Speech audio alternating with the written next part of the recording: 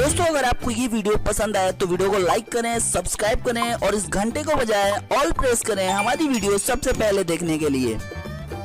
डटे हुए हैं, सरकार ने इंटरनेट सर्विसेज बंद कर दी हैं और ऐसे में हमें यहाँ पर मिले हर्ष शिकारा जो कि सोशल यानी कि एक्टिविस्ट के नाम से जाने जाते हैं। लगातार जो उनकी वीडियोस हैं फेसबुक पर, यूट्यूब पर हम सभी लोग देखते हैं, लेकिन इसके साथ साथ हर्ष शिकारा सोशल एक्टिविस्ट से अब कहीं ना कहीं कंट्रोवर्शियल जो मैन है वो बनते जा रहे हैं। सबसे पहले हर्ष शिकारा जी से जानते हैं कि वो यहाँ पर क्यों पहुंचे, क्योंकि किसानों का ये आंदोलन है। ऐसे में हर्ष शिकारा का यहाँ पर क्या काम है, क्यों वो लगातार किसानों के लिए फल फ्रूट यहाँ पर लेकर आ रहे हैं, क्योंकि ऐसे में जब सोशल मीडिया पर वीडियोस चलती है तो लोग कहते हैं कि जी ये भी कांग्रेसी हैं और ये भी कांग्रेस को सपोर्ट करते हैं, इसलिए ये किसान आंदोलन में एक कांग्रेसी के रूप में एक यानी इस तरीके से पहुंचे हैं। यानी कि सोशल एक्टिविस्ट से कंट्रोवर्शियल मैन से लेकर अब राजनीतिक लोगों में भी इनकी जो पहचान है वो बनने लगी। यार जी, सबसे पहले जानना चाहूंगा किसानों के बीच में आप पहुंचे, क्या कुछ मुद्दे? कल से मैं आपको देख रहा हूँ गाड़ी पर बैठे हुए, चोट कैसे लगी ये भी बताएं और यहाँ कैसे पहुंचे ये भी बताएं। पहले ये बताएं कौन से सवाल का जवाब दिया जाए, जिसका आपका मन करे। देखिए, चोट तो कल बैरिकेटर तोड़ते टाइम लगती थी और जो आप बोल रहे थे कांग्रेस वाली बात कर रहे थे, हमें किसी कांग्रेस से या किसी व्यक्ति विशेष से या किसी अभिनेता से कोई लेना देना नहीं है। आप पूछ रहे हो भाई आप किसानों के बीच किस लिए आए? मैं किसान का बेटा हूँ, मेरे जो दादा हैं उन्होंने खेती की है, वो एक अलग बात है। जमीन काफी कम थी, हाल फिलहाल हमारे पास कोई जमीन नहीं है, यानी कि जो मैं हूँ मेरे पास तो 1 भी इंच जमीन नहीं है। लेकिन ये जो आपके पीछे ना मेरे काका ताया मेरे भाई बुजुर्ग जितने भी खड़े हैं ये खेती करते हैं, खून पसीना एक करके दिन रात मेहनत करके अन्न पैदा करते हैं और उसी अन्न को हम खाते हैं, हमारी प्लेटों तक वो पहुंचता है। तो हमारा फर्ज बनता है, हमारा हक बनता है उस अन्न के निवाले का हम यहाँ हक जताने के लिए आए हैं। मतलब कि जो हमारी एक जिम्मेदारी बनती है वो निभाने के लिए हम यहाँ आए हैं। जी, कल तक इंटरनेट चल रहा था, सोशल मीडिया के जो पत्रकार साथी थे वो सारी चीजें दिखा रहे थे, पूरा हरियाणा, पूरा पंजाब, पूरा देश जान पा रहा था यहाँ पर क्या हो रहा है। आज इंटरनेट को इस तरह से बना दिया गया कि कोई भी लाइव कवरेज नहीं चल सकती। किस तरह से दिखते हैं इसे? भाजी, हमारे को ये महसूस हो रहा है, हमारे को ये लगता है 1947 से पहले जो गोरे अंग्रेज थे जो हमारे पे राज करते थे वही अंग्रेज कहीं दोबारा काले बन के तो नहीं आ गए। यही हाल जब था आजादी में और अब में फर्क क्या है? सिर्फ यही फर्क है, उस टाइम पे भी सिर्फ और सिर्फ किसानों का शोषण होता था, आज के टाइम भी सिर्फ और सिर्फ किसानों का शोषण होता है। अगर आप बात करोगे 80% भारत देश के अंदर कृषि खेती करते हैं, इतना बड़ा जुर्म हो रहा है। जीडीपी को ऊपर कौन उठाता है? किसान। ये जो सरकार चलती है, सरकारी जितने भी तनख्वाहें जाती हैं उनको कौन देता है? सरकार, किसान। यानी कि किसान एक ऐसा अन्नदाता है जो भारत का नहीं पूरे विश्व का, इस सृष्टि का, इस पृथ्वी का, जीवों का, जंतुओं का, सबका पेट किसान पालता है। हम सब किसान पर निर्भर है और उसी किसान की रीढ़ की हड्डी को तोड़ा जा रहा है, उसी किसान को खत्म किया जा रहा है। इसलिए आज ये लड़ाई लड़ने के लिए सिर पर कफन बांधकर यहाँ हरियाणा और पंजाब, मध्य प्रदेश पूरा का पूरा भारत उठ के आने लग रहा है।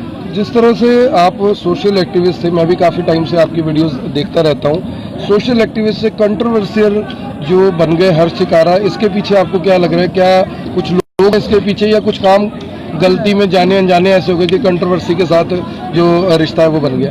देखिए पाजी, अगर आप कुछ भी नहीं करोगे तो आपको जानेगा कौन?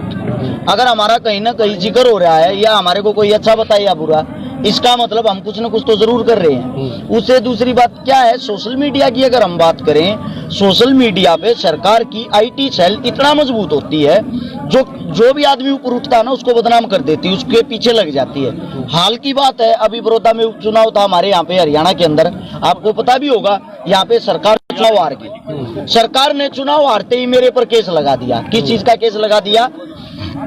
मैंने भाजपा अभिनेत्री को बेटा होने की खाली बधाई दी थी, बधाई होने पर मेरे पे केस लगा दिया। 4 दिन के लिए मेरे को अंदर डाल दिया।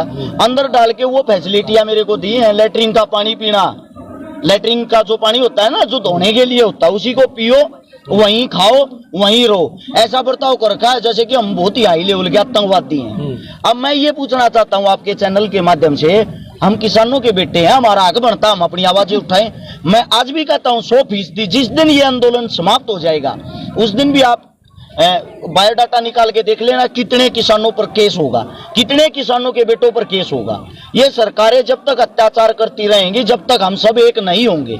हमारे को बांटने का काम किया जाता है, हमारे बीच में ही सरकार के मुखबर लोग आते हैं, हमारे आंदोलन को तोड़ने की, बदनाम करने की कोशिश करते हैं। हमें वे गुंडे और वे जो वाहियात जलील आदमी होते हैं जो हमारे बीच घुसते हैं, और जिसके कारण हमारा ने पथराव नहीं किया, सिर्फ आंदोलन को तोड़ने के लिए, हमारे में आपस में पार्टी बनाने के लिए। अब ये बता रहे कि ये तो खालिस्तानी है, ये तो ऐसे है, ये वैसे। अरे मेरे भाइयों, दिल्ली है, दिल्ली हमारी तो होगी, किसी पाकिस्तान की राजधानी थोड़ी। हमारा हक बनता हम दिल्ली के अंदर जाएं, और 100% हम दिल्ली के अंदर अब चाहें तो अब जा सकते, लेकिन यहाँ बैठे हैं अपनी इच्छा से, अपनी मर्जी से, क्योंकि वहां पे संत समागम नाम से कोई जगह है जहां पर जाकर हमारे को बैठा देंगे, हमारे को कोई पूछने वाला नहीं होगा। जहां हम बैठे हुए शेरशाह सूरी मार्ग NH1 जिसको बोलते हैं, अगर हम इसको बंद 3 दिन तक रखते हैं ना, सरकार की जड़ें हिल जाएंगी, क्योंकि कुछ भी आने जाने वाले साधन सब चीजों पे रोक लग जाएगी। पूरा का पूरा भारत धीरे धीरे जाम हो जाएगा, और 100% हमारी जीत यहीं बैठने से होगी। यहीं बैठकर हम अपना कर्तव्य निभा रहे हैं। और जी, यहाँ से पत्थर किसने चलाए मुझे इस बारे में जानकारी नहीं है, क्योंकि मैं उस समय आर्मी की तरफ था, पैरामिलिट्री फोर्सेस की तरफ था। यहाँ से पत्थर किसने चलाए मुझे ये नहीं पता, लेकिन वहाँ से पत्थर मैंने खुद रिकॉर्ड किया कि पुलिस और आर्मी के लोग पत्थर चला रहे थे। किस तरह से देखते हैं इसे? मैं इस बात को इस तरह से देखता हूँ, इस तरफ किसान खड़े हुए हैं, उस तरफ जवान खड़े हुए हैं। जवानों की बेचारों की मजबूरी है, क्योंकि उनका काम है, सरकार जो भी उनको रूपरेखा बताएगी उनको वही करना पड़ेगा। सोचने की बात यह है, वे जितने भी जवान है ना, हर एक किसान का बेटा, किसी नेता का बेटा उस तरफ नहीं खड़ा हुआ, वो वर्दी पहरे, और इस तरफ जो खड़े हुए उन्हीं जवानों के काका ताए पिता यहाँ पे खड़े हुए हैं जो किसान है। एक नारा होता था पुराने टाइम में, जय जवान जय किसान। इस नारे को इस सरकार ने, इन जलील आदमियों ने बना दिया, मर किसान मर जवान। हमारे से ही अगर उस तरफ कोई गलती होती, किसी को चोट लगती है, वो हमारे बेटे हमारे भाई हैं, वो चोट भी हमारे को लगेगी। अगर उस तरफ से इस तरफ किसी किसानों को चोट लगती है, वो चोट भी हमारे को लगेगी। सरकार का क्या नुकसान? सरकार तो सिर्फ ऊपर बैठकर अपना खेल, गंदा जो षड्यंत्र होता है वो रच रही है और देख रही है। नुकसान इधर हो या उधर हो, नुकसान किसान के घर में होगा। हर जी, आपने सपना चौधरी की बात की कि मैंने भाजपा अभिनेत्री को बेटा होने की बधाई दे दी। बेटे तो बहुत लोगों के होते हैं, आपको क्या पड़ी थी कि आपने सपना चौधरी को ही बधाई देनी थी और उसके बाद पर्चा भी दर्ज हो गया? देखिए पाजी, हम एक उनके प्रशंसक हैं, हमारा हक बनता है कि हम प्रशंसक है नहीं थे, हमारा हक बनता हम बधाई दे इसके।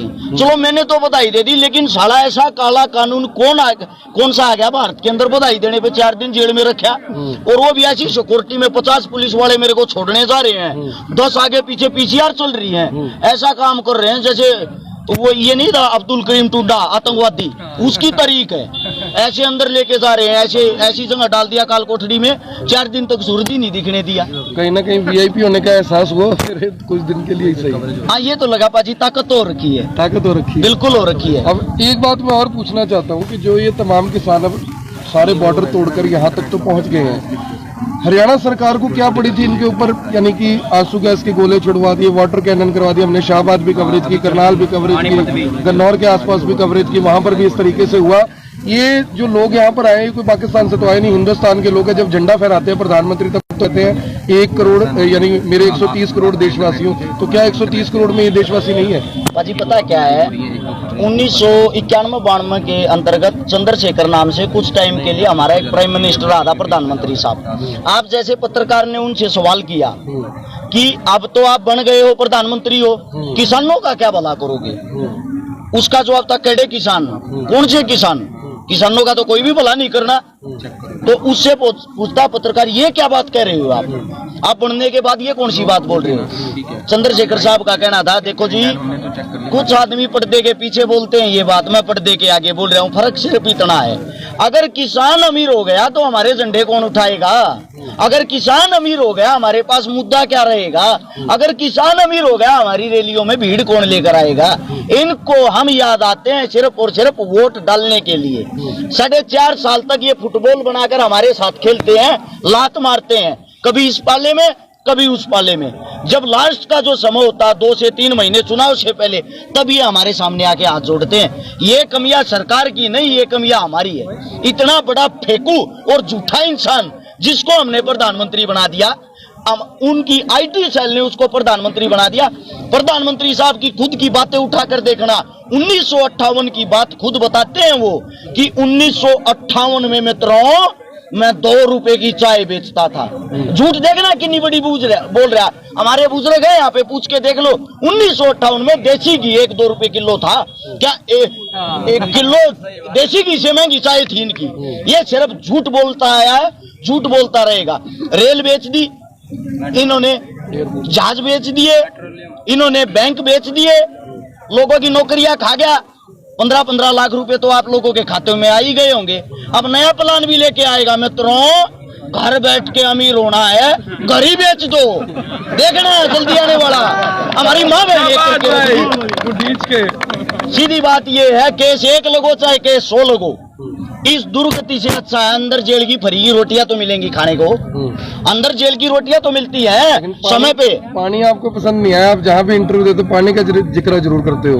बाजी एक बात बताओ, एक 8x8 का छोटा कमरा, उसी के अंदर लैट्रिन, उसी में बैठ के खाना खाना, और ये बोल दिया इसी नल से पानी पीना। अब पता भगवान ने 2 हाथ दिए हैं, आप कोई भी अगर सही काम करेंगे ना वो राइट हैंड से करेंगे। इस हाथ को हमेशा शुद्ध माना जाता है। लेफ्ट हैंड बोलते हैं पिछवाड़ा धोने के लिए होता है, पिछवाड़ा धोने के लिए होता है। जो पानी हो पिछवाड़ा धोने के लिए, अब उसको इंसान कैसे पिएगा? इससे अच्छा तो भूखा ही रह लेगा, प्यासा ही रह लेगा।